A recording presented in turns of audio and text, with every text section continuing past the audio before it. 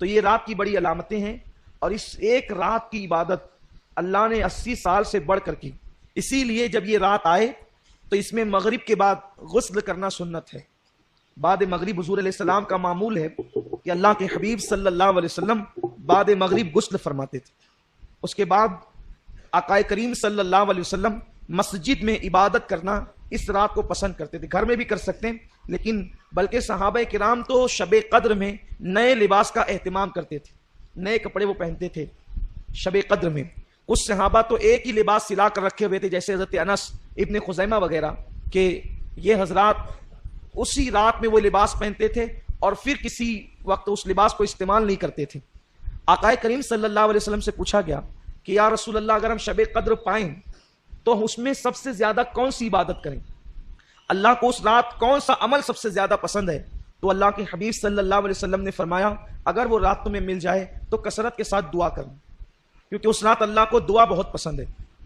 حضرت اماں عائشہ صدیقہ نے پوچھ لیا یا رسول اللہ دعا تو کریں، کون سی دعا زیادہ کریں، وہ بھی سکھا دیں.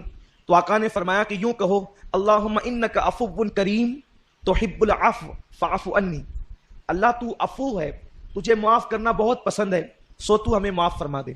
اس رات توبہ کرو کثرت کے ساتھ، ہو سکے تو صلاۃ التسبیح کا اہتمام کرو، ہو سکے کچھ نوافل پڑھو، اور جب رات کا آخری پہر آ جائے تو پھر دعا میں مصروف ہو جاؤ، اور ہو سکے تو سحری تک دعا کا اہتمام کرو. کیونکہ یہ رات جاگنا اپنے مقدر کو جگانا ہے. جو اس رات کو جگ گیا وہ 80 سال عبادت میں آگے ہو گیا. اور خاص طور پر بہت اہم بات عرض کرنے جا رہا ہوں، جتنی عبادتیں بھی آپ کرتے ہیں اللہ اس کو قبول کر لے تو اس پر انعام کیا ملتا ہے؟ جیسے کسی نے حج کیا تو حج کرنے والے کے سارے گناہ معاف ہو جاتے ہیں، وہ ایسے پاک ہو جاتا ہے جیسے ابھی اپنی ماں کے پیٹ سے پیدا ہو. اسی طرح جمعہ کی نماز پڑھ کے جانے والا ہفتے بھر کے سارے گناہ معاف ہو جاتے ہیں. اسی طرح رمضان شریف کے روزے رکھنے والا گزشتہ رمضان شریف اور اس رمضان شریف کے درمیان جتنے گناہ کیے تھے اللہ سب معاف کر دیتا ہے، سارے گناہ معاف ہوتے ہیں. لیکن شب قدر کی ایک انفرادی خصوصیت یہ ہے جو حج میں بھی نہیں ہے، بڑی ذمہ داری سے عرض کر رہا ہوں، جو حج میں بھی نہیں ہے، جو رمضان شریف کے روزوں میں بھی نہیں ہے.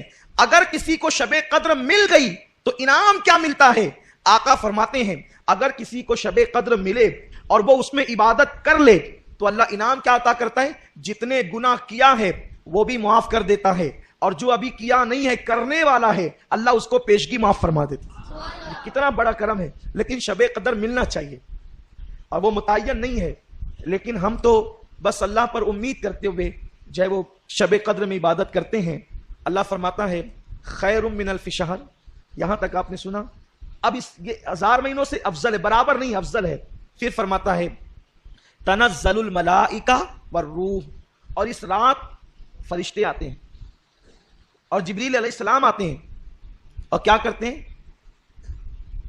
سلام ہی حتی مطلع الفجر، فجر تک وہ لوگوں کے لیے جو عبادت میں مصروف ہوتے ہیں سلامتی کی دعا کرتے ہیں، ان پہ سلامتی بھیجتے ہیں، انہیں سلام کرتے ہیں.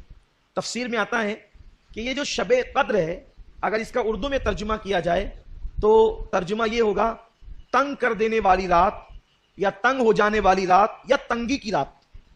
حیرت ہے، اتنی مبارک رات ہے لیکن اس کا اردو میں ترجمہ کیا ہے؟ تنگی کی رات یا تنگ کر دینے کی رات. تو اس کا نام تنگی کی رات کیوں ہے؟ تو حدیث پاک میں آتا ہے کہ آسمان سے اتنے فرشتے زمین پہ آتے ہیں کہ زمین تنگ ہو جاتی ہے فرشتوں کی تعداد کی وجہ سے، اسی لیے اس کو تنگی کی رات کہتے ہیں. فرشتوں کی وجہ سے زمین تنگ ہو جاتی ہے، یعنی قدم رکھنے جگہ نہیں رہتی فرشتوں کو. اور فرشتے کیوں آتے ہیں؟ وہ رات بھر مسافہ کرتے ہیں، مغرب سے لے کر فجر تک. کن سے؟ عبادت کرنے والوں سے. فرشتے مسافہ کرتے ہیں، فرشتے زیارت کرتے ہیں، تمہاری دعاؤں میں شریک رہتے ہیں. اور بعض مفسرین نے تو یہ بھی بتا دیا کہ فرشتے مسافہ کرتے ہیں، اس کی نشانی اور علامت کیا ہے؟ فرماتے ہیں اگر شب قدر میں عبادت کرتے ہوئے تمہاری آنکھوں سے آنسو جاری ہو جائے، یا بدن پر خوف کی کیفیت طاری ہو جائے، یا عبادت میں کیف و سرور ملنے لگے، تو سمجھ جاؤ کہ اب وہ وقت آ گیا ہے کہ فرشتے تم سے مسافہ کریں.